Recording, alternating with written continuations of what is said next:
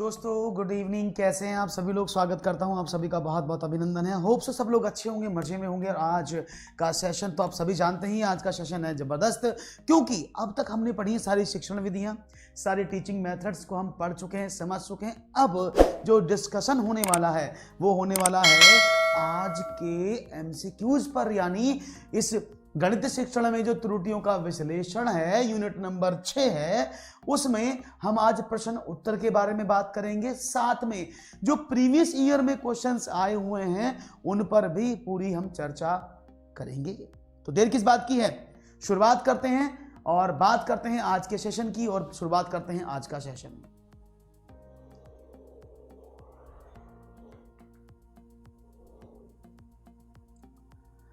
तो दोस्तों जल्दी से जुड़ने का कोशिश करें, प्रयत्न करें, क्योंकि नोटिफिकेशन जा चुका होगा आप लोगों के पास। और बात करेंगे आज के सेशन की। इससे पहले अगर आपने हमारे चैनल को सब्सक्राइब नहीं किया है तो अभी सब्सक्राइब कर लें, लाइक शेयर जरूर कर दें, अपने फ्रेंड्स को पहुंचा दें इस न्यूज़ को कि फ्री ऑफ कॉस्ट मैथमेटिक्स की पैडागॉजी यूनिट वाइज हम लोग यहाँ पर करा रहे हैं। तो चलो देर ना करते हुए शुरुआत करते हैं। कैसे हैं रविंद्र जी? नमस्कार रविंद्र शुक्ला जी। पहला प्रश्न आज की आपकी स्क्रीन पर लाता हूं, ये रहा। पढ़िए प्रश्न और जवाब दीजिएगा। प्रश्न आपके सामने है, सम्मुख लिखा है प्रश्न है, गणित शिक्षण के दौरान बालकों को कोई पाठ पढ़ाने से पूर्व एक शिक्षक को किस का ज्ञान प्राप्त कर लेना आवश्यक होता है। प्रश्न आपके सामने है, मस्त है, बहुत अच्छी बात है, मस्त ही रहना चाहिए, मस्त रहिए, स्वस्थ रहिए ऐसे मौसम में, इससे अच्छी बात कुछ नहीं। लेकिन साथ में प्रश्नों के उत्तर भी मुझे देते रहिए। क्वेश्चन है, गणित पढ़ाने से पहले, यानी बच्चों को गणित पढ़ाने से पहले एक टीचर को, शिक्षक को किसका ज्ञान प्राप्त कर लेना आवश्यक होता है? पहला, संबंधित पाठ के उद्देश्यों का, संबंधित पाठ की शिक्षण विधियों का, संबंधित पाठ के प्रश्न बैंक का, या फिर उपरोक्त में से किसी का भी ज्ञान आवश्यक नहीं है। वो जाएगा और तुरंत जाकर के क्लास में स्टडी शुरू कर देगा। ऐसा आप मानते हैं या कुछ और आप जानते हैं? तो यहाँ पर जो मुझे ऑप्शन आप लोग बता रहे हैं, उन ऑप्शन के अकॉर्डिंग यहाँ पर देखिए, हम बात करते हैं। भाई हमें आंसर मिला है, कंचन जी नमस्कार, कैसा है? आशीष जी ने कहा है कि इसका ऑप्शन ए होगा। सब लोग अपने अपने आंसर्स पर डटे हुए हैं, अपने अपने आंसर्स को दे रहे हैं कि किसी ने कुछ कहा, किसी ने कुछ कहा, लेकिन आप लोगों का जो आंसर है वो हमारे लिए महत्वपूर्ण है। तो बता देते हैं इसका सही जवाब क्या है। ए, बिल्कुल सही जवाब, ए इज द राइट ऑप्शन। क्यों? क्योंकि एक टीचर जब भी क्लास में जाता है तो सबसे महत्वपूर्ण ये बात है कि वो किस लिए उनको ये पढ़ा रहा है, उस पाठ को पढ़ाने के उद्देश्य क्या हैं। अगर मैं आपसे बात कहूं, मैं आप गणित पढ़ा रहे हैं, कोई प्रॉब्लम नहीं। मैंने पूछा क्यों पढ़ा रहे हैं? बस ऐਵੇਂ ही पढ़ा रहे हैं। अरे कुछ तो बात होगी, नहीं बस मूड कर रहा पढ़ा रहे हैं। ये तो गलत तरीका है ना, क्योंकि आप जानते हैं कि गणित पढ़ाने से बच्चे के मानसिक विकास में बहुत सहायता मिलती है, उसका मानसिक स्तर मजबूत होता है, इसलिए हम मानसिक रूप से गणित को पढ़ाते हैं। तो उसका उद्देश्य पता है। ऐसे ही एक शिक्षक को सबसे पहले उसके उद्देश्य पता हो, उस उद्देश्य के आधार पर वो शिक्षण विधियों का चयन करेगा कि इसका उद्देश्य क्या है। तो बहुत ही बढ़िया जवाब आप लोगों ने दिया है। तो नया प्रश्न आपकी स्क्रीन पर ये रहा, गणित शिक्षण में त्रुटियों के विश्लेषण हेतु अपेक्षित अधिगम सफलता किस शिक्षण दक्षता पर निर्भर करती है? एक, शिक्षक की, दो, छात्र की, अभिभावक की, या प्रधानाचार्य की। इनमें से सही ऑप्शन क्या होगा? चलिए आपके ऑप्शंस मैं देख रहा हूं, यहां पर मुझे जैसे दिखेंगे मैं तुरंत चलता हूं। अभी गुड इवनिंग, कैसे हैं इंदू जी? आपके ऑप्शन जैसे मुझे मिल रहे हैं, मैं यहाँ पर देख रहा हूँ, कमेंट सेक्शन ऑन कर दिए हैं और आपके जो ऑप्शंस हैं वो यहाँ पर मिल रहे हैं। बहुत अच्छी बात है, वेरी गुड। तो यहाँ पर मुझे ऑप्शन आपके मिलते जा रहे हैं। इंदू जी नमस्कार, इंदू जी बहुत बहुत शुक्रिया। इंदू जी एकमात्र ऐसी हैं जो हमारे जो नोटिफिकेशन है उनको आगे फॉरवर्ड कर देती है। बहुत बहुत शुक्रिया। यानी ये शेयर वाला जो नियम बनाया है ये सिर्फ इंदू जी पर लागू होता है, बाकी कोई नहीं करता है। इंदू जी और एक अमृता जी हैं, वो दोनों इन लिंक्स को शेयर करती हैं हमेशा, और हमें बड़ा अच्छा लगता है कि इस तरह से शेयर करने से आप सब लोगों तक ये बात पहुंच जाती है। बहुत बहुत शुक्रिया आप सभी का, दिल से शुक्रिया इस तरह से फॉरवर्ड करने का। तो क्वेश्चन क्या है देखते हैं। गुड इवनिंग अमृता जी, अभी का नाम लिया, आप आ गई। तो भाई शिक्षण में त्रुटियों का विश्लेषण हेतु अपेक्षित अधिगम सफलता, यानी बच्चे के शिक्षण में कोई कमी हो रही है तो उसमें कुछ चेंज करना है। तो शिक्षण दक्षता किस पर निर्भर करती है? उस मास्टर पर, उस टीचर पर जो पढ़ा रहा है, एक, या उस बच्चे पर जो पढ़ रहा है, या तीन, उस अभिभावक पर जिसका वो पुत्र या पुत्री है, या जिसका वो संबंधी है, या उस स्कूल के प्रधानाचार्य पर। तो आप इनमें से क्या ऑप्शन चूज करेंगे? आपने हमें डरा दिया, क्यों इंदु जी, हमने आपको क्यों डरा दिया? मंजू कैसी हैं भाई? मंजू मैडम हैं हमारे साथ जुड़ी हैं, और बहुत बहुत शुक्रिया मंजू मैम आपका जुड़ने का, बहुत बहुत तहे दिल से शुक्रिया। और आपको एक बात बता दें, इनका भी चैनल है, अगर कोई आपका छोटे घर में छोटा बड़ा भाई बहन बच्चा कोई भी हो और वो कंप्यूटर साइंस से कुछ कर रहा हो, तो मैम कंप्यूटर साइंस की क्लासेस वहाँ पर लेती हैं, तो आप कंप्यूटर साइंस की क्लासेस में मैडम की जुड़ सकते हैं, ठीक है। तो चलिए आगे बात करते हैं, और आपको समझ में आ गया। तो भाई समझो, मैंने कहा शिक्षक की बात करते हैं। भाई अगर मैं किसी को पढ़ा रहा हूं, it's my responsibility, it's totally my responsibility of that particular child. बच्चे की गलती कुछ नहीं, बच्चा तो बेचारा मासूम है, 1 से 5 तक का बच्चा है, चुन्नू मुन्ना सा बच्चा है। उस बच्चे से क्या प्रॉब्लम हो सकती है? वो बच्चा अपना अच्छा बुरा नहीं जानता। कौन जानता है? वो जानता है शिक्षक। तो ये सारी जिम्मेदारी शिक्षक की होती है। अब पेरेंट टीचर मीटिंग हुई, शिक्षक के सामने टीचर पहुंचे और टीचर से बोला, शिक्षक बोला अभिभावक से कि ये आपकी गलती है, बच्चा नहीं पढ़ता। भाई उनकी गलती क्यों है? ये इनकी रेस्पॉन्सिबिलिटी है, क्योंकि बच्चा समझता नहीं है, और प्रधानाचार्य उस चीज को मैनेज करते हैं, वो हर बच्चे से नहीं मिलेंगे। तो राइट ऑप्शन था शिक्षक। एक और नया प्रश्न आपके स्क्रीन पर ये रहा। क्वेश्चन थोड़ा सा मैं आगे घट रहा हूं, बड़ा क्वेश्चन है, थोड़ा दिख रहा होगा। गणित पढ़ाने के लिए एक उपकेश में समस्या समाधान के बारे में चर्चा करते हो। मतलब उपकेश का मतलब होता है एक जगह, एक स्थान पर, किसी पॉइंट पर चर्चा करते हुए 4 विचार बताए, ठीक है ना। निम्नलिखित में से कौन सा विचार इस उपगम के वास्तविक अर्थ को उचित सिद्ध नहीं करता है?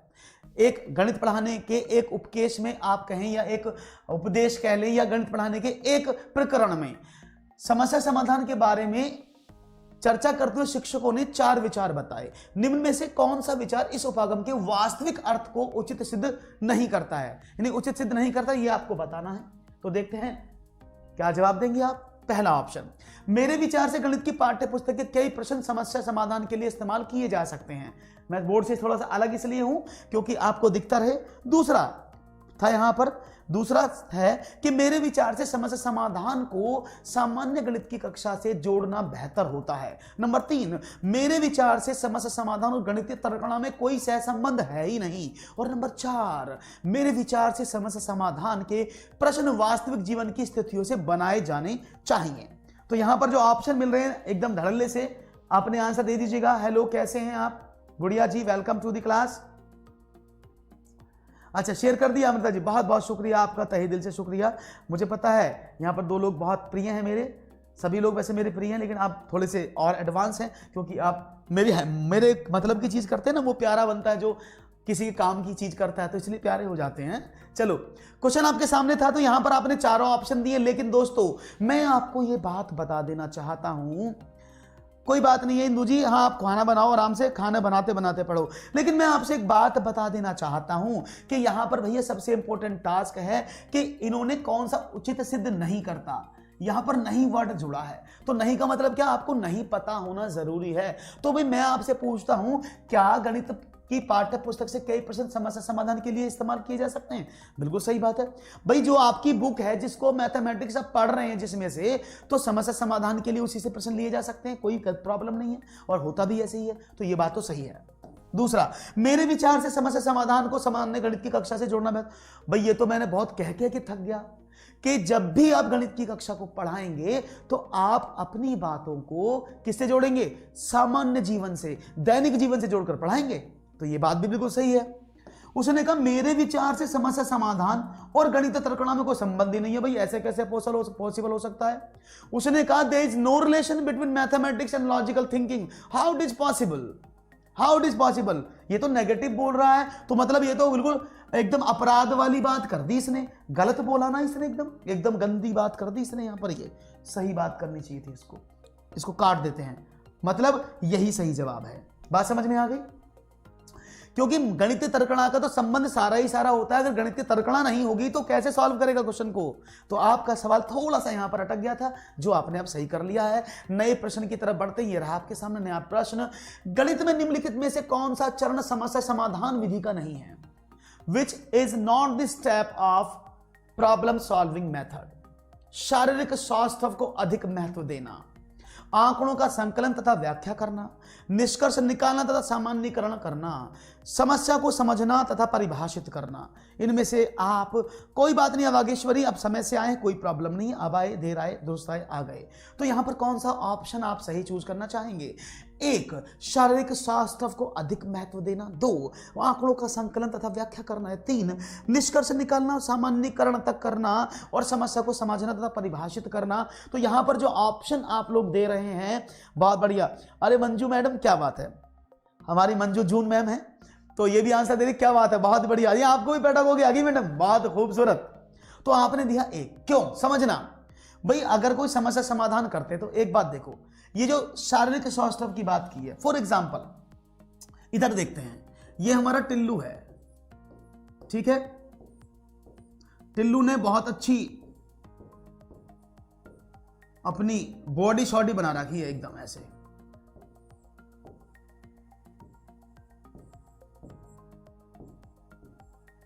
बहुत अच्छे कट निकाले हुए एकदम ऐसे करके। हालांकि ये टिल्लू तो कमजोर लग रहा है, लेकिन अब मानो कि इसकी बॉडी बहुत खतरनाक है, इसको ऐसे बनाते ऐसे करके, इसकी बॉडी खतरनाक। तो मतलब ये हो गया, यही मैथमेटिक्स पढ़ेगा फिर तो, यही समस्या को सॉल्व कर सकता, कोई और करेगा ही नहीं। ऐसा है क्या? क्या बॉडी बिल्डर जो आदमी होगा सिर्फ वो ही, मतलब यही तो है शारीरिक स्वास्थ्य को अधिक महत्व देना। अगर जिसकी बॉडी बहुत बढ़िया है तो वो आराम से सॉल्व कर लेगा, ये तो गलत बात है। ये तो सिर्फ एक तरह की समस्या को सॉल्व कर सकते हैं। कैसे? बिल्लू का फोन आया, भाई जरा आइयो, 4 लड़कों ने मुझे पकड़ लिया है, यहां तो कर सकते हैं, यहां पर तो बात बन सकती है कि ये समस्या, लेकिन हम बात कर रहे हैं गणित की समस्या की, तो ये वाला स्टेप बिल्कुल नहीं। इसका मतलब तो वो हो गया जो कमजोर से हैं, जो बिल्कुल बेचारा एक रोटी खा के ऐसे हिलते हैं, बिल्कुल कमजोर से, वो तो मैथमेटिक्स पढ़ ही नहीं पाएंगे, है ना? ऐसा नहीं होता ना,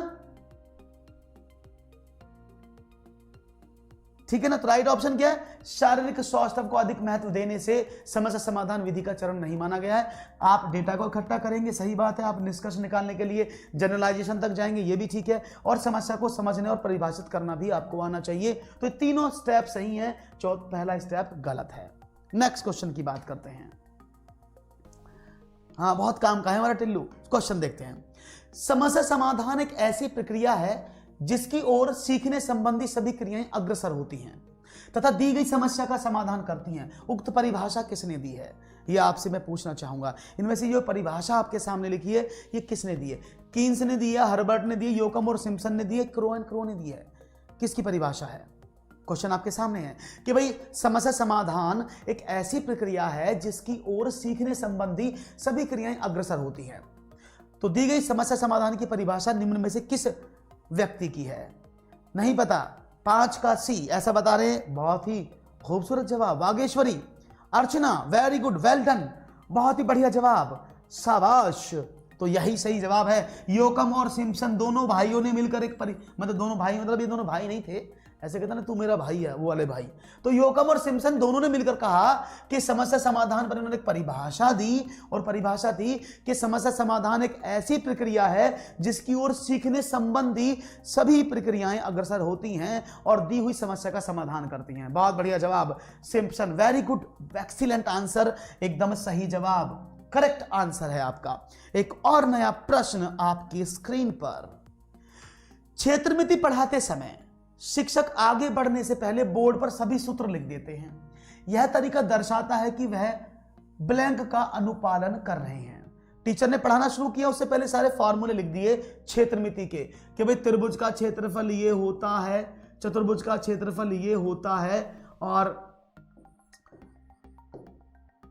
आयत का ये होता है, वर्ग का, सारे फॉर्मूले लिख दिए। तो इनमें से वो कौन सी विधि का अनुपालन, कौन से उपागम का अनुपालन कर रहे हैं? निगमन विधि, प्रायोगिक उपगम, व्यवहारिक उपागम या फिर आगमन उपागम? इनमें से कौन सा? ये तो सबने एकदम दौड़ के पकड़ लिया है, सबने एकदम टूट के पढ़े हैं इस पर। बहुत बढ़िया, मंजू मैडम भी आंसर दे रही है, जबकि वो पढ़ाती हैं कंप्यूटर साइंस, और देखिए उनके आंसर भी सही आ रहे हैं। बहुत बढ़िया मंजू जी, बहुत बहुत धन्यवाद, आपने इतने अच्छे से आंसर दिया। तो निगमन की हम बात करें तो आप सबने कहा निगमन, तो निगमन का मतलब मैंने पहले भी बताया था, निगमन का मतलब होता है नी या मा, नियम से कहा जाते हैं नी गा मा ना, निगमन। यानी जब भी कोई चीज नियम से शुरू होगी तो वो निगमन विधि में आएगी। देखो नियम से कहा जाते हैं गमन की तरफ, नियम से निगमन। तो जब भी कोई सूत्र का नियम का आप प्रयोग करते हैं और उसको पहले से इंप्लीमेंट कर देते हैं तो you are using deductive method, it's deductive, it's deductive method, इसको डिडक्टिव बोलते हैं। ठीक है, तो आप निगमन विधि का प्रयोग करेंगे। बहुत बढ़िया, गुड इवनिंग मंजू मैम, देखिए हमारे अमृता जी बहुत आपको नमस्कार बोल रही हैं। बात समझ में आ गई? निगमन विधि क्लियर हो गया कि नहीं हुआ? क्लियर हो गया होगा तो बढ़े आगे। नया प्रश्न ये रहा आपकी स्क्रीन पर, गणित शिक्षण की मुख्य विधि है, इनमें से कौन सी गणित शिक्षण की सबसे मुख्य विधि है? व्याख्यान विधि, अन्वेषण विधि, आगमन निगमन विधि, ये सारी की सारी। देखते हैं यहां पर कौन सी क्लास की आप बात करते हैं, कौन सा सही जवाब आपकी तरफ से मुझे मिलता है। वेट कर रहा हूं आपके आंसर का। 4 ऑप्शन, चारों में से सही जवाब क्या होगा? होना चाहिए लाजवाब। आधा वर्ष जावेद जी, कैसे हैं आप? 7 का डी, 7 का डी ऑप्शन बता रहे हैं कि भाई व्याख्यान विधि हो सकती है, अन्वेषण विधि भी हो सकती है, आगमन निगमन विधि भी हो सकती है, ये सभी की सभी हो सकती है। तो यहां पर सी ऑप्शन मिला है, आगमन निगमन। तो यहां पर मैंने आपसे पूछा है शिक्षण की मुख्य विधियां कौन सी हैं। चलिए बहुत अच्छी बात है, तो डी ऑप्शन, बहुत ही खूबसूरत जवाब कंचन जी, बहुत ही बढ़िया, सभी सही हैं, एकदम सही जवाब, एकदम करेक्ट आंसर सभी। क्योंकि मैंने आपको प्रीवियस में सारी शिक्षण विधियां बताई थी, एक एक विधि के बारे में एक्सप्लेन किया, 2 लेक्चर लिए थे पीछे। और जिनको ये विधि नहीं मिली तो नीचे डिस्क्रिप्शन में लिंक दिए हैं, उन लिंक पर जाकर के आप सभी वीडियोस को वॉच कर सकते हैं और समझ सकते हैं। क्यों? ठीक है, तो आप समझ में क्या आया? आपको देखना है भाई, मैंने कहा लेक्चर मेथड सबसे इंपॉर्टेंट तो यही होता है लेक्चर मेथड, कि जहां एक शिक्षक मेरे जैसा मास्टर लेक्चर के माध्यम से सबको समझाने की कोशिश करता है, तो ये लेक्चर मेथड है, ये तो बहुत इंप्लीमेंटेड है, ये तो मुख्य विधि है। हाँ ये जरूर है कि जो आगमन निगमन विधि, इन्हीं से सारी विधि मिलकर बनी है कि व्याख्यान विधि में इन्हीं विधि का प्रयोग करता हूं। अगर यहां पर यह प्रश्न होता कि उच्च माध्यमिक स्तर पर या उच्च प्राथमिक स्तर पर निम्न में से कौन सी मुख्य विधि है, तो मैं आपकी बात से सहमत होता कि केवल आगमन और निगमन विधि होती। अगर वो पूछता उच्च प्राथमिक स्तर पर गणित की मुख्य विधियां कौन सी हैं, तो आगमन निगमन। अगर वो पूछता कि प्राथमिक स्तर पर कौन सी हैं सबसे मुख्य विधि, सबसे उचित विधि, तो वो सिर्फ आगमन होती। ये पता है ना आपको?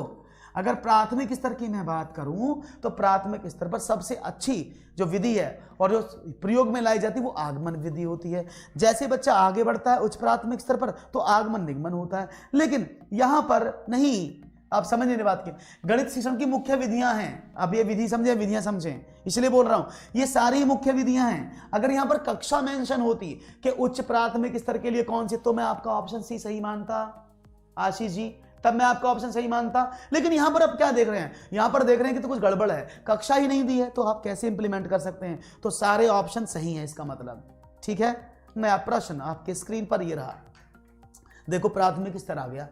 प्राथमिक स्तर पर गणित शिक्षण में बच्चे में त्रुटियों की संभावना को कम करने के लिए शिक्षक को चाहिए कि वह क्या करे? 1, बालकों को गणितीय चिन्हों के प्रयोग के अभ्यास कराए।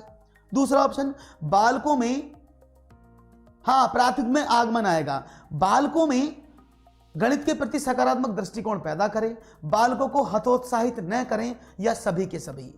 देखते हैं क्वेश्चन नंबर 8 का सही जवाब बी, यानी बालकों में गणित के प्रति सकारात्मक दृष्टिकोण पैदा करें। इसको ऐसे से बना लीजिएगा, बालकों को हतोत्साहित न करें या सारे के सारे काम करें। तो यहां पर ऑप्शन डी मिला है। अमृता जी ने कहा डी और मंजू ने कहा 4। चलिए सब लोगों ने अपने अपने आंसर दे दिए हैं, सब लोगों ने अपने अपने आंसर यहां मुझे सेंड कर दिए हैं। बहुत ही बढ़िया जवाब। पूजा जी ने 2 कहा है। देखिए अब समझना, प्राथमिक स्तर की बात हो रही है, प्राइमरी लेवल की बात हो रही है, बच्चे में त्रुटि की संभावना को कम करना है। बच्चा गलती कम से कम करे ऐसे टीचर को सोचना है, तो वो क्या करेगा? बच्चा गलती कहां कहां करता है? वो अंकों में गलती करता है, उतारने में, कॉपी करने में गलती करता है, प्लस माइनस जोड़ घटाने में गलती करता है, उनके चिन्हों को प्रयोग में गलती करता है। तो वही तो समझाना है। तो वही बालकों के गणितीय चिन्हों के प्रयोग के को अभ्यास कराए जिससे कि वो गलती ना करें, बालकों में उचित दृष्टिकोण पैदा करें जिससे कि भविष्य में वो गणित के प्रति नकारात्मक सोच ना रखें और गणित को पढ़ें। बालकों को हतोत्साहित ना करें, यानी बालकों को डिमोटिवेटेड ना करें, बालकों को डिमोटिवेटेड ना करें, मोटिवेट करें। बात समझ में आ रही है? डिमोटिवेट ना करे, मोटिवेट करे। तो यानी तीनों ही काम करने चाहिए टीचर को। तो राइट ऑप्शन उपरोक्त सभी। बात समझ में आ गई? बात क्लियर हो गई? चलिए, आशीष कह रहे हैं कुछ।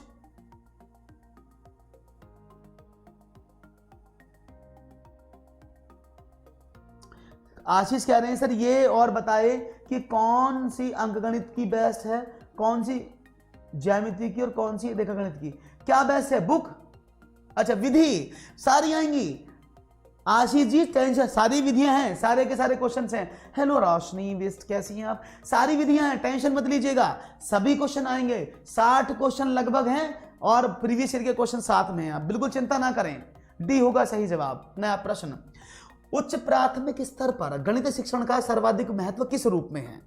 मैं उच्च की बात कर रहा हूं। उच्च प्राथमिक स्तर पर गणित शिक्षण में सर्वाधिक महत्व किस रूप में है? नंबर 1, भौतिक में, मानसिक में, व्यवहारिक में या आध्यात्मिक में? इनमें से सबसे ज्यादा यूज किस में है? क्वेश्चन आपसे पूछा गया है, इसका आंसर हम चाहेंगे। मैं एकदम अच्छा हूं रोशनी जी। हाँ, आशीष कुमार पांडे जी बिल्कुल सही बात है। लेकिन अभी प्रश्न कौन से चल रहे हैं? हमारा क्या होता है, हम चलते हैं सरल से कठिन की ओर, है ना? तो पहले सरल चलेंगे फिर कठिन बढ़ेंगे। मैंने कहा ना, क्वेश्चन लगभग 60 हैं, तो हम सभी चीजों को ऑप्ट करते चलेंगे। सरल प्रश्न से आपके अंदर मोटिवेशन आता है, कॉन्फिडेंस बढ़ता है कि हाँ आपके क्वेश्चन बहुत अच्छे हो रहे हैं, और जब आप धीरे धीरे आगे बढ़ते हैं तो आपको समझ में भी आता है। तो याद रखना, क्वेश्चन का जवाब क्या होगा कि उच्च प्राथमिक स्तर पर गणित शिक्षण की सर्वाधिक महत्व किस रूप में? सबने दिया है सी ऑप्शन, बिल्कुल सही बात है, व्यवहारिक रूप में। तो जब बच्चा प्राथमिक स्तर पर होता है, अगर मैं प्राथमिक की बात करूं तो सिर्फ प्राथमिक स्तर पर बच्चे को हम बोलते हैं कि जा बेटा जी ले अपनी जिंदगी, और अपने दिमाग को मजबूत करना, अपने दिमाग में लॉजिकल थिंकिंग जनरेट करना। इसलिए हम मानसिक स्तर पर, प्राइमरी लेवल पर पढ़ते हैं कि बच्चा मानसिक स्तर पर गणित पढ़ता है जिससे कि सिर्फ और सिर्फ वो अपनी मानसिक शक्तियों को मजबूत कर दे। इसलिए इसका सिलेबस इस तरह से होता है। लेकिन जैसे ही बच्चा उच्च प्राथमिक यानी 6 से 8 पर पहुंचता है तो वो व्यावहारिक रूप से चीजों को जानने लग जाता है, हिसाब किताब करने लग जाता है, पैसे का लेन देन करने लग जाता है। बात समझ में आ गई? तो राइट ऑप्शन होगा व्यवहारिक रूप से, एकदम सही जवाब। नया प्रश्न एक और आपकी स्क्रीन पर आता हुआ, बालकों में गणित संबंधी त्रुटियों का पता लगाने के लिए क्या आवश्यक है, ये आपको बताना है। 1, उपचारात्मक परीक्षण, निदानात्मक परीक्षण, मौखिक परीक्षण या स्वाभाविक परीक्षण, यानी remedial test, diagnostic test, oral test या फिर पर्सनैलिटी टेस्ट। क्वेश्चन जानना चाहूंगा, आप क्या बताना चाहेंगे? 10 का आंसर बी, निदानात्मक परीक्षण। चलिए 10 का बी बता रहे हैं भाई सब लोग। 10 का बी, 10 का बी, क्योंकि आप सब जानते हैं, आप सब जानते हैं कि बालकों में गणित संबंधी त्रुटि का त्रुटि किसी में भी हो, त्रुटि किसी में भी हो तो आप सबसे पहले क्या करते हैं? टेस्ट करते हैं। जैसे ये वैसे आगे आएगा जब मैं यूनिट पढ़ाऊंगा, यूनिट नंबर 7। तो ये क्या है? बालकों में गणित संबंधी त्रुटि का पता लगाने के लिए बच्चा किस, निदानात्मक का मतलब क्या है? बच्चे का कठिनाई स्तर कौन सा, कितना है, कठिनाई स्तर क्या है, कठिनाई स्तर, साथ में उसकी समस्या क्या है, समस्या का एरिया कौन सा, क्षेत्र कौन सा है। ये सारी की सारी चीजों का पता लगाया जाता है निदानात्मक परीक्षण में, और इसके आधार पर इन सभी चीजों को एक आधार मान करके उसको इलाज किया जाता है उपचारात्मक शिक्षण में। तो पता लगाना, समस्या का बारे में जानना, समस्या के बारे में पता लगाना, समस्याओं को ढूंढना, समस्याओं को खोजना, ये सब किसमें है? निदानात्मक परीक्षण में है। और उन समस्याओं का पता लगाने के बाद उनका इलाज करना, उनको सॉल्व करना, उन समस्याओं को हल करना, उन कमियों को दूर करना, ये सब उपचारात्मक शिक्षण में आता है। रेमेडियल टीचिंग इसको बोलते हैं। बात समझ में आ गई? क्लियर है, बहुत बढ़िया। नया प्रश्न एक और आपकी स्क्रीन पर आता हुआ, गणित शिक्षण में शिक्षक द्वारा की जाने वाली त्रुटियां प्रमुख कौन सी हैं? एक, उपयुक्त शिक्षण विधियों का प्रयोग न करना। दूसरा, चित्रात्मक तरीके से बालकों को पढ़ाना। तीसरा, शिक्षण कार्य के बीच बार बार कक्षा में घूमकर बालकों का निरीक्षण करना, या फिर उपरोक्त सभी।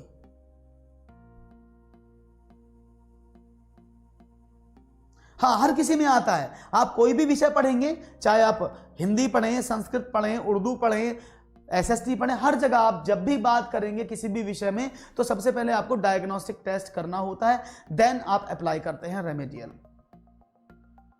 अच्छा, शाहजहां कह रही है मेरी आवाज बहुत मीठी है। बहुत बहुत शुक्रिया। आजकल मैंने करेला खाना शुरू कर दिया है। वैसे 11 का ए, तो यहां पर उपरोक्त सभी भी मिल रहा है, 11 का ए भी मिल रहा है। तो आप कौन से ऑप्शन को चूज करेंगे? गणित शिक्षण में शिक्षक द्वारा दी जाने वाली प्रमुख त्रुटियां कौन सी हैं? D option. ए भी मिल रहा है, डी भी मिल रहा है, यानी ए, उपयुक्त शिक्षण विधियों का प्रयोग न करना, ये भी बात सही है। चलिए, बहुत अच्छी बात है। चलो मैं समझा देता हूं। ये तो सबको समझ में आ गया, तो सही लिखा है एकदम कि टीचर अगर सही शिक्षण विधि का प्रयोग नहीं करेगा तो बच्चा नहीं समझेगा। वहीं एक बात और देखना, मैंने यहां पर एक बात लिखी है, अब इस बात को आप यहां नोट करिएगा, आपको एक बार में क्लियर होगी चीज। शिक्षण कार्यों के बीच, यानी टीचिंग कराते समय, याद रखना, मैं आपको बोर्ड पर पढ़ा रहा हूं, इस बात को समझना, मैं टीचिंग करा रहा हूं आपको, इस बीच मैं आपसे बोलूं 2 मिनट रुको मैं अभी आता हूं, 3 मिनट रुको मैं अभी आता हूं, 5 मिनट रुको मैं अभी आता हूं, तो आपकी पढ़ाई कैसी हो गई? चंद्र जी जय हो, कैसी हैं? कैसी पढ़ाई होगी? पढ़ाई बिल्कुल बेकार हो जाएगी, आप चले जाओगे छोड़कर। कभी कभी क्या होता है, क्लास में जब बच्चा छोटा होता है या बड़ा होता है और टीचर एक अक्षर लिखे यहां पर, हाँ भाई लिख लिया क्वेश्चन, और उसके बाद फिर आपके पास ऐसे आए और बच्चों के बीच में खड़ा हो जाए, फिर वापस जाए, फिर पढ़ाए, फिर बच्चों के बीच में आ जाए, तो इससे क्या होगा? बच्चों का जो शिक्षण है वो बाधित होता है। कई बार बच्चे ऐसे होते हैं कि जब टीचर पास में खड़ा हो जाता तो वो लिख ही नहीं पाते, वो सॉल्व ही नहीं कर पाते, वो कॉपी नहीं कर पाते, वो घबराते हैं टीचर ना देख ले कॉपी में। एक नेगेटिव इम्पैक्ट तो ये पड़ता है। दूसरा क्या है कि भाई अगर वो शिक्षण कार्य के बीच में बार बार जाता है तो ये एक शिक्षण का अवगुण माना जाता है। अगर मैं यहां बात करता मूल्यांकन के दौरान, ऑब्जर्वेशन के दौरान वो जाए तो बिल्कुल सही बात है, मैं मानता हूं एकदम सही बात है।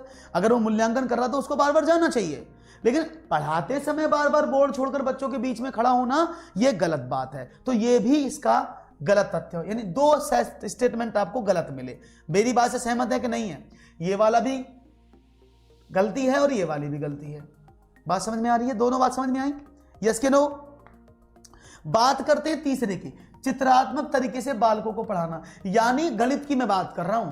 और सारे गणित को आप चित्रात्मक तरीके से कैसे पढ़ा सकते हो? कभी नहीं पढ़ा सकते। तो उसमें क्या होगा, अगर आप सभी, ये इनिशियल लेवल का होता है, सिर्फ क्या, अगर मैं चित्रात्मक की बात करूं तो संकल्पना को, सिर्फ कंसेप्ट को समझाने के लिए चित्र का प्रयोग किया जाता है, अदरवाइज गणित में कोई भी चित्र का प्रयोग नहीं किया जाता। आपने देखा भी होगा गणित की पुस्तकों में सिर्फ संकल्पना को क्लियर करने के लिए चित्र होते हैं, उसके अलावा कोई भी चित्र नहीं होते। बात समझ में आ रही है? क्लियर हो गया? कोई ऐसा डाउट जो समझ में ना आया हो? तो राइट ऑप्शन के तीनों ही गलत तरीके हैं, तो उपरोक्त सभी इसका सटीक आंसर होगा। रोशनी जी ने कुछ कहा है।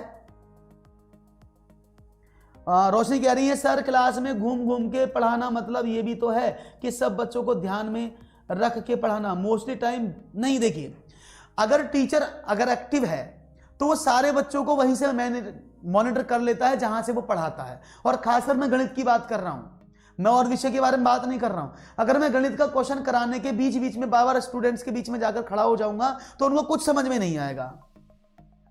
हाँ, आपका कमेंट मैंने पढ़ लिया है, बिल्कुल। तो क्लास में भी घूम घूम के पढ़ाना सही भी नहीं। आप पेडागोगी को अपने लेवल से लेते हैं, क्योंकि आपने कहा टीचर को लगता है बच्चा पढ़ रहा है कि नहीं पढ़ रहा है, लेकिन जो हमारी एजुकेशन है वो चाइल्ड सेंट्रिक है। तो वहां पर बच्चा किस तरह से पढ़ना है वो बच्चा जानता है, आपको उसकी हेल्प करनी है। ये बच्चे को डिमोटिवेट करेगा, क्योंकि छोटा बच्चा है, वो बार बार आप जाएंगे तो वो कंसंट्रेट नहीं कर पाएगा बोर्ड पर। ये आपने भी पढ़ा होगा कि बोर्ड राइटिंग पर, जब आप बोर्ड पर राइटिंग करते हैं तो आप सिर्फ बोर्ड पर राइटिंग करेंगे, बच्चों की बात बीच में बार बार नहीं जाएंगे। अगर आप बच्चों के पास बार बार पहुंचेंगे तो बच्चे आपसे पढ़ना ही पसंद नहीं करेंगे। सही है ना? चलिए, वेरी गुड। नया प्रश्न आपके स्क्रीन पर ये रहा। रेखा कक्षा 7 की छात्रा है, वह अपने छोटे भाई सोनू को गणित पढ़ा रही है, जो कक्षा 4 में उसी के स्कूल में पढ़ता है। वह उसे 4 समीकरण देती है। रेखा द्वारा अपने भाई को दी गई निम्न में से कौन सी समीकरण त्रुटिपूर्ण है? सीटेट 2014 का प्रश्न है। ये 2014 में प्रश्न आया हुआ है। देखते हैं 12 का ए ऑप्शन मिला है, विशेषण ने कहा 12 का ए होगा। चलिए देखते हैं। 5 + 7 = 12 / 2 = 4, 7 + 11 = 18 / 9 = 2, 27 + 3 = 30 × 3 = 90, या 50 / 2 = 25 / 5 = 5। ठीक है, चलिए देखते हैं क्या आप आंसर दे रहे हैं। समझ में आ गया? चलिए बहुत अच्छी बात है। तो यहां पर आपने देखा कि आपने क्या देखा, यहां पर देखते हैं 7 और 5 12 होते, सही बात है। 12 में 2 का भाग करेंगे तो 6 आना चाहिए, यहां पर 4 लिखा था, ये समीकरण गलत है। 7 और 11 18 में 9 का भाग किया 2 सही। 27 और 3 30 × 3 = 90, ये भी सही। 50 में 2 का डिवाइड किया 25 से 5 का डिवाइड किया 5, ये भी सही। यानी सिर्फ इक्वेशन नंबर 1 जो थी वो बच्चे के द्वारा गलत लिखी गई। सही जवाब, बहुत बढ़िया।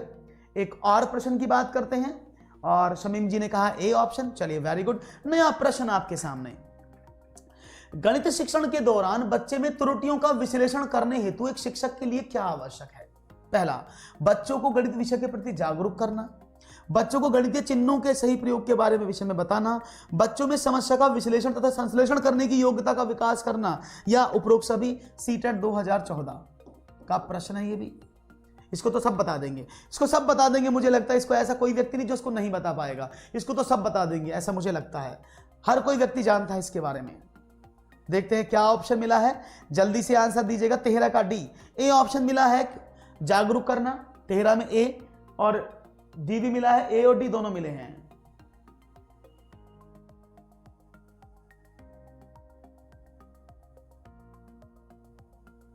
अच्छा ऐसा नहीं है।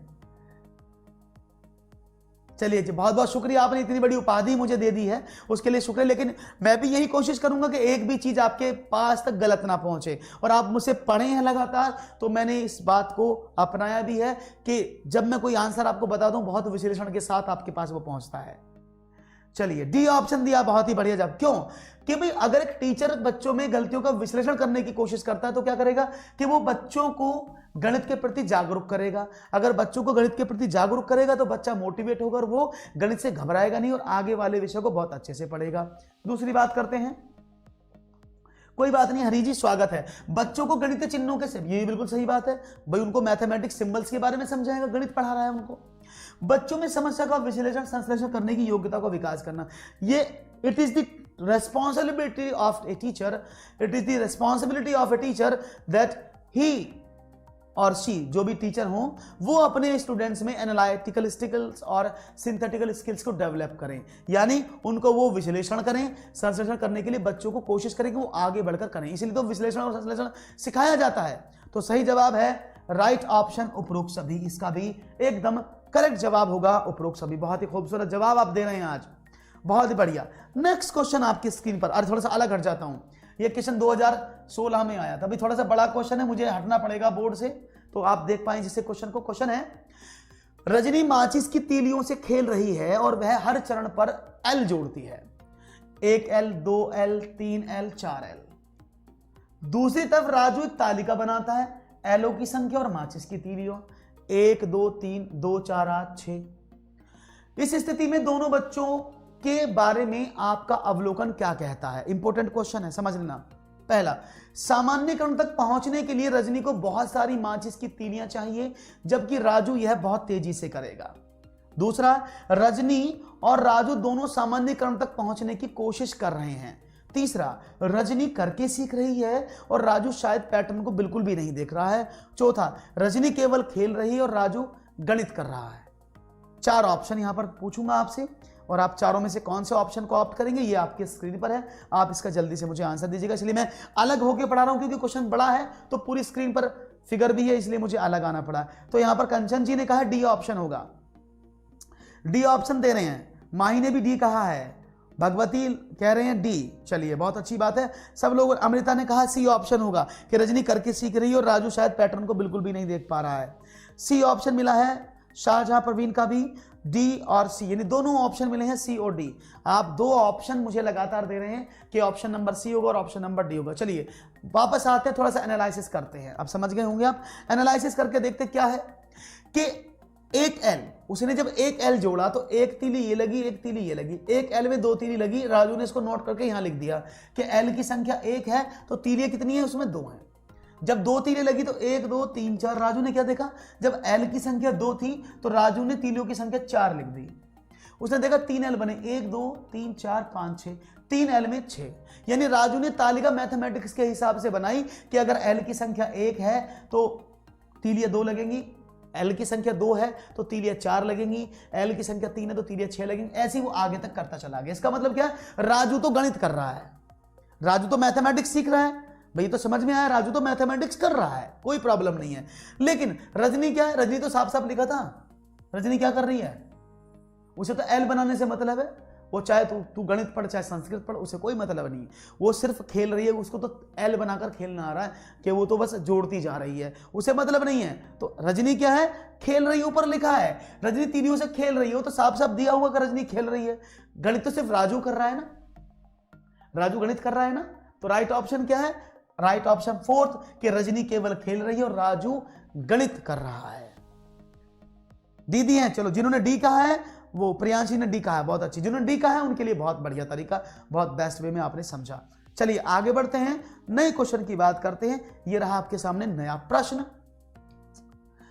बच्चों की अभ्यास पुस्तिका का विश्लेषण करने के लिए आप निम्न में से किसकी जांच करेंगे? काट पीट की जांच करेंगे, लिप्त लिखावट की जांच करेंगे, शुद्धता की जांच करेंगे, या सभी की जांच करेंगे? क्वेश्चन आपके सामने है, पूछना चाहूंगा आपका आंसर क्या होगा। तो यहां पर डी, माही ने कहा डी ऑप्शन है कि आप काट पीट भी देखेंगे, लिप्त लिखावट भी देखेंगे और शुद्धता भी देखेंगे। बहुत अच्छी बात है। चलिए, और नेक्स्ट क्लास का अनाउंसमेंट आपका हो चुका है। इसके बाद मेरे क्लास के तुरंत बाद जैसी मेरी क्लास खत्म होगी तो विनोद सर की क्लास शुरू हो जाएगी, जहां पर ईवीएस के धुरंधर आपको सिखाएंगे एक एक स्टेप को। तो डी ऑप्शन मिला है, बहुत बढ़िया। ये सभी, चलिए बहुत ही माही ने आंसर दिया सी।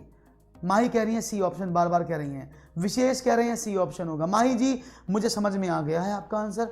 चलो इस बार माही के साथ option number C is the correct answer. जिन्होंने डी कहा है उनका बहुत ही सही जवाब नहीं था। क्यों नहीं था बताता हूं, पेडागोगी इसी का नाम है। अमृता जी, मैं देखा जिसका कमेंट में भाई इधर पढ़ाते समय जिसका कमेंट मुझे सामने दिख जाता है तो मैं उसको जरूर लेता हूं। आपके कमेंट जरूर देखता हूं, ऐसी बात नहीं है अमृता जी। आपने डी कहा है, देखो तो काट पीट की, लिप्त लिखावट की, शुद्धता की। मैं आपसे एक चीज पूछता हूं, पेडागोगी इसी में इल्जाती है और पेडागोगी यही परेशान कराती है। मैंने कहा शुद्धता की, मैं आपसे पूछता हूं शुद्धता का मतलब क्या है, आप मुझे ये बता दो बस। इस शुद्धता का मतलब, गणित में शुद्धता का मतलब क्या है कि 1 किलो शुद्ध गणित खरीदना है ना भाई। इसका मतलब ये है क्या कि भाई दुकान पर जाओ 1 किलो शुद्ध गणित खरीद लो, ऐसा तो है नहीं। शुद्धता का मतलब क्या होता है, शुद्धता का मतलब क्या होता है? गणित में शुद्धता का मतलब होता है कि उसके अंदर काट पीट ना हो, उसके अंदर लिप्त लिखावट को बोलते घुचड़ मुचड़ कर देना। जैसे बच्चा लिखता है ना कि भाई समझ में नहीं आ रही थ्योरम, ए बी बराबर 1/2 BC, अच्छा गलत हो गया, इसको डी ही कर देगा काट के, फिर इसके बाद लिख देगा इसको गलत कर देगा ऐसे, यहां इसके बराबर लिखेगा ए बी बराबर 1/2 BC ऐसे।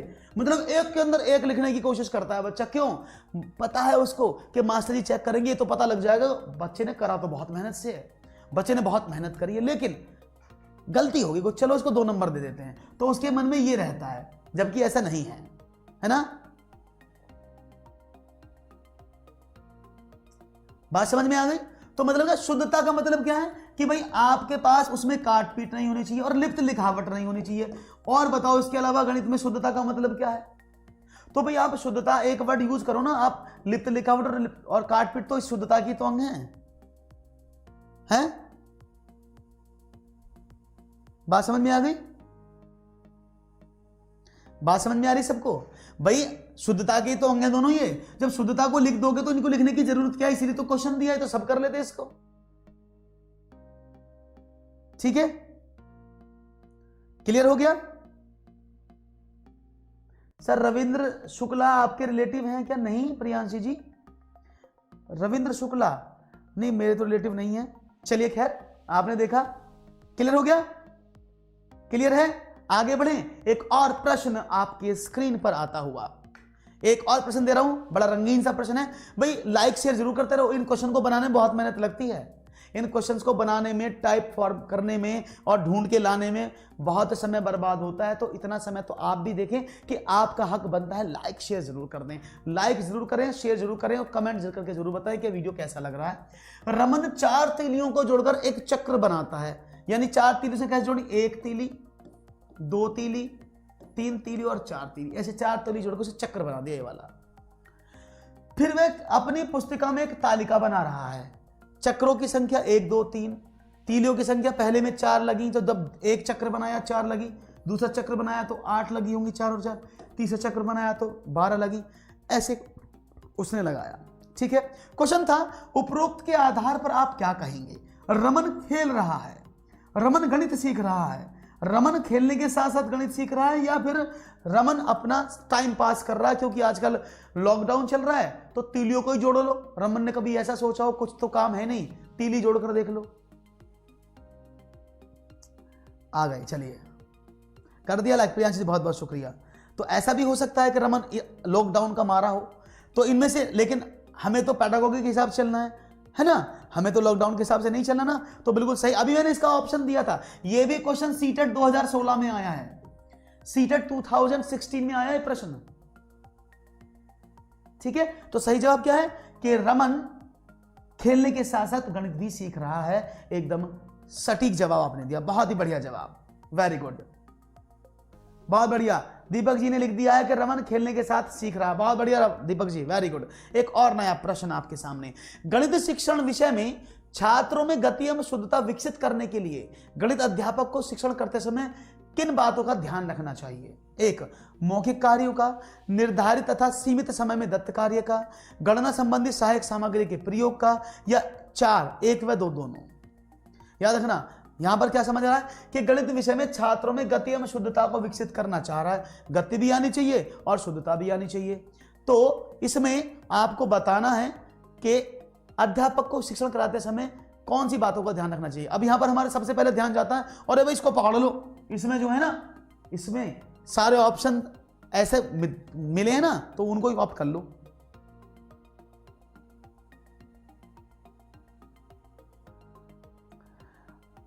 कमेंट भी करें, जो यहां लिख कर दूसरे के कमेंट्स सर को देखने नहीं देते। हाँ, कमेंट भी करें। चल अनिता जी, समझ में आ रहा है। तो यहां पर आपने क्या देखा, आपने यहां पर क्या पाया भाई, ऑप्शन नहीं आया, डी 1 और 2, सी गणना संबंधी सहायक सामग्री का प्रयोग। चलो मैं बता देता हूं इसका आंसर। देखिए यहां पर अगर मैं बात करता हूं आपसे कि गणित विषय में छात्रों के गति शुद्धता, देखो गति भी लानी है, शुद्धता भी लानी है, तो यहां पर गणना संबंधी सहायक सामग्री का प्रयोग। मुझे बताओ, बच्चों को बोला मैं तेजी से कैलकुलेशन करना, बोला जी ठीक है मास्टर जी कर दूंगा, बोले जी कैलकुलेटर दे दो मुझे। आप मास्टर जी मैं बहुत तेज करूंगा, शुद्धता के साथ करूंगा, कैलकुलेटर दे दो, ये तो लिखा है। गणना संबंधी सहायक सामग्री, गणना संबंधी सहायक सामग्री तो यही होती है। क्या होती है गणना संबंधी सहायक सामग्री? यही होगी ना कि मास्टर जी कैलकुलेटर दो, कैलकुलेटर मुझे दो, जितनी शुद्धता से कहोगे, जितनी स्पीड से कहोगे, उतनी तेज से कर दूंगा। तो सही है कि गलत है? तो गलत हो गया ना ये वाला ऑप्शन, तो कि अगर आप उसे गणना संबंधी सहायक सामग्री प्रोवाइड करा देंगे तो गति और शुद्धता दोनों आ जाएंगे। लेकिन क्या ये तरीका सही होगा? तरीका तो गलत है, क्योंकि आप कभी भी हमेशा माना करते हैं कि गणना करने संबंधी सामग्री का प्रयोग नहीं करना चाहिए, खुद से उसको सॉल्व करना चाहिए। तो राइट ऑप्शन क्या है? मौखिक कार्य कराओगे तो उसकी स्पीड बढ़ेगी, और दिया हुआ कार्य उसने टाइम पर और समय पर खत्म किया है तो उससे उसके अंदर शुद्धता भी आएगी और उसके अंदर स्पीड भी आएगी। तो राइट ऑप्शन क्या थे? 1 और 2 दोनों, जो दोनों 4 ऑप्शन में लिखे थे, 1 और 2 बोथ। ठीक है, समझ में आ गया होगा ये भी, बहुत बढ़िया। नया प्रश्न आपके स्क्रीन पर ये रहा, गणित करने युक्ति के रूप में सवाल हल करने में शामिल है। आप गणित करने की युक्ति मतलब क्या है? आप गणित कर रहे हैं, उसकी युक्ति मीन्स तरीका के रूप में उस सवाल को करने के तरीके रूप में सवाल हल करना में क्या शामिल है? क्रियाकलाप पर आधारित उपागम होना चाहिए, अनुमान लगाना, व्यापक अभ्यास या हल पर पहुंचने के लिए संकेतों का प्रयोग। समझ आ रहा है? चलिए नीता जी, समझ में आएगा, अगर आप लगातार बनेंगे तो समझ में आएगा। बबीता जी कैसी हैं? गुड इवनिंग बबीता जी, कैसी हैं आप? बिल्कुल ऐसे मिल रहे हैं आंसर एकदम तरीके से। चलिए बहुत अच्छी बात है। 20 प्रश्न कराऊंगा आज, बाकी कल कराऊंगा। पहले समझ लो इस क्वेश्चन का आंसर क्या दे रहे हैं आप। बात समझ में आ गई? क्रियाकलाप आधारित उपागम है, अनुमान लगाना, व्यापक अभ्यास या हल पर पहुंचने के लिए संकेतों का प्रयोग। इनमें से कौन सा ऑप्शन सही करते हैं आप? तो राज रखना, अगर आप किसी भी गणित के सवाल को करते हैं और उस करने का तरीका ढूंढते तो वो क्या होता है? फॉर एग्जाम्पल इसने कहा मैंने आपको पढ़ाया है साधारण ब्याज, मैंने आपको साधारण ब्याज पढ़ाया। अब इस साधारण ब्याज के सवाल जब आप करोगे, उसकी युक्ति ढूंढोगे, तो कौन सी युक्ति होंगी? जो इस पर आधारित होंगी। हाँ जी, अगर मैं आपसे बोलूं मैं आपको साधारण ब्याज पढ़ा रहा हूं, मैं आपको सिंपल इंटरेस्ट पढ़ा रहा हूं, तो सिंपल इंटरेस्ट को जब सॉल्व करोगे तो जो उसमें युक्ति करोगे, यानी जो उसमें ट्रिक लगाओगे, जो उसमें तरीके लगाओगे, वो नंबर सिस्टम के होंगे कि साधारण ब्याज के होंगे? वो किसके होंगे? नंबर सिस्टम के इंटरेस्ट के? इंटरेस्ट के ही होंगे ना, साधारण ब्याज के ही होंगे ना। तो साधारण ब्याज के जब आप लगाओगे तो मतलब किस पर आधारित हुआ? जिसको आप पढ़ रहे थे। तो क्रियाकलाप आधारित उपागम होता है उस सवाल को, युक्ति को सॉल्व करने का तरीका। तो 18 का 1 बिल्कुल सही दीपक जी। तो राइट ऑप्शन है 1, क्रियाकलाप पर आधारित उपागम, एकदम सही जवाब आप लोगों का। बहुत ही खूबसूरत। नया प्रश्न आपकी स्क्रीन पर, भिन्नों की तुलना पढ़ाते समय जिसमें अंश समान है, जैसे 3/5 और 3/7, रोहित की प्रतिक्रिया थी चूंकि अंश समान है और 7 5 से बड़ा है, अतः 3/7 3/5 से बड़ा है। यह बताता है कि, ये क्या बताता है? कि रोहित तुल्य भिन्नों की अवधारणा नहीं जानता है। दूसरा, रोहित ने अच्छी तरह अभ्यास नहीं किया है। तीसरा, रोहित को भिन्न के परिमाण की समझ नहीं है। चौथा, रोहित अंश और हर की अवधारणा नहीं जानता है। डी ऑप्शन मिला है सबसे पहले। बहुत अच्छा, गुड इवनिंग कृष्णा जी, बहुत लेट हो गए आज तो आप। क्वेश्चन आपके सामने है, रोहित अंश और हर की अवधारणा नहीं जानता है, या चारों में से कौन सा ऑप्शन? चलो पहले एक चीज मैं समझा दूं जब तक अपने आंसर दे रहे हैं।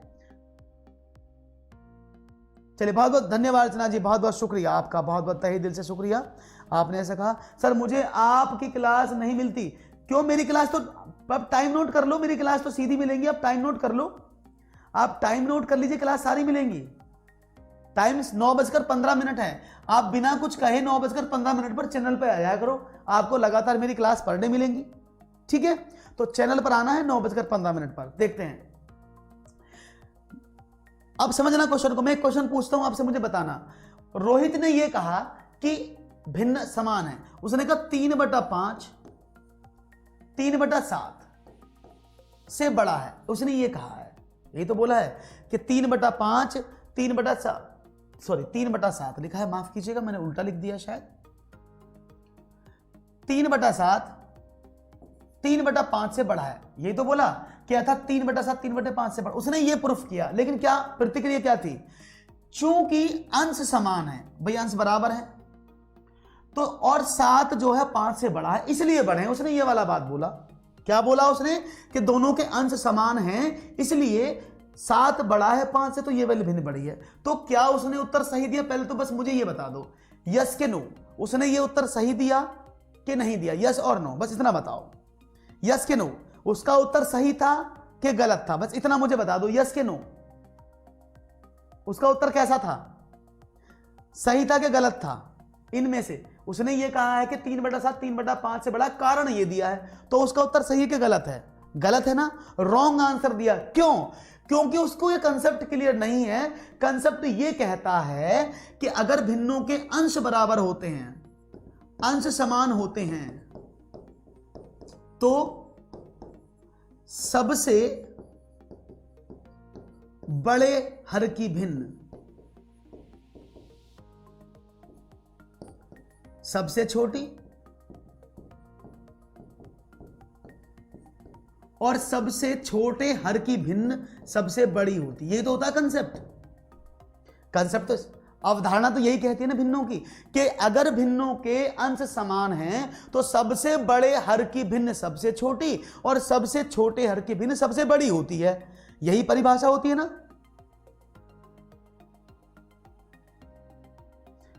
ठीक है ना, बात समझ में आ रही है? क्या समझ में आ रहा है भाई? परिभाषा तो ये होती है, तो उसकी अवधारणा गलत थी कि सही थी?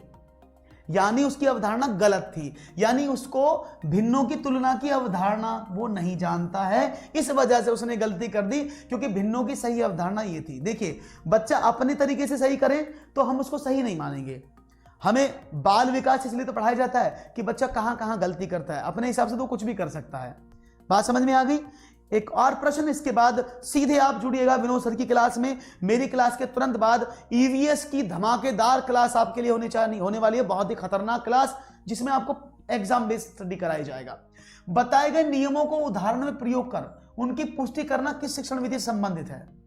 बताए गए नियमों को उदाहरण में प्रयोग करके उनकी पुष्टि करना किस शिक्षण विधि से संबंधित है, यह आपको बताना है। तो राइट ऑप्शन है निगमन, आगमन, संश्लेषण या विश्लेषण। क्या आप आंसर देंगे? देखते हैं क्या आंसर देंगे, जल्दी से बताइएगा इसका आंसर क्या होगा, जानना चाह रहा हूं मैं आपका आंसर। तो यहां पर जो है अंधेरे में अंधेरे में, तो देखो भाई नियम को उदाहरण में प्रयोग कर रहा है। अब किसी नियम को जब आप उदाहरण की तरफ जाओगे तो कौन सी विधि होती है? नियम से उदाहरण की तरफ कौन सी विधि चलती है? नियम से उदाहरण तो अभी बताया था, नियम से नियम, नियम से निगमन, नियम से निगमन चलता है नियम से उदाहरण की ओर, तो निगमन विधि एकदम सही जवाब। बात समझ में आ गई होगी। आज के 20 प्रश्न आपको कैसे लगे? अभी बहुत सारे क्वेश्चन हैं, अभी इसके पार्ट और चलेंगे। अगर देखो अभी सभी लोग लगभग 40-50 लोग यहां पर अवेलेबल हैं, तो भाई मैं आपको बता देना चाहता हूं, अगर आप पूरी पेडागोगी को सही से समझना चाहते हो और पढ़ना चाहते हो तो थोड़ा सा जल्दी आने की कोशिश करो। 9:15 पर क्लास शुरू हो जाता है, 9:15 पर आपकी स्टडी शुरू हो जाती है और पूरी पेडागोगी मैं यानी ललित धमानिया हूं आपको कराऊंगा, पूरी pedagogy with practice set, with previous year के क्वेश्चंस के साथ। तो अगर आप चाहते हैं कि ये लगातार क्लास चलती रहे और आपको लगातार निःशुल्क फायदा होता रहे, तो 9:15 पर क्लास को जरूर ज्वाइन करें, जिससे कि आपका कल्याण हो जाए। ठीक है, अब इसके बाद मेरे बाद क्लास होगी ईवीएस की, मेरी तुरंत क्लास के बाद ईवीएस की क्लास है जो विनोद सर के द्वारा ली जाएगी। बहुत ही इंपॉर्टेंट सेक्शंस होंगे उसमें भी, तो अगर आप ईवीएस पढ़ना चाहते हैं और आप ईवीएस को समझना चाहते हैं तो आप मेरी क्लास के बाद उनकी क्लास से जुड़ सकते हैं। बहुत बहुत धन्यवाद आप सभी का जुड़ने का। वीडियो पसंद आया तो लाइक शेयर करने में कंजूसी बिल्कुल नहीं करना है, लाइक शेयर कर दीजिएगा और चैनल को सब्सक्राइब जरूर कर लीजिए, जिससे कि सारे नोटिफिकेशंस आप तक आते रहें। नमस्कार, थैंक यू, मुलाकात होगी थोड़ी देर बाद। जय हिंद।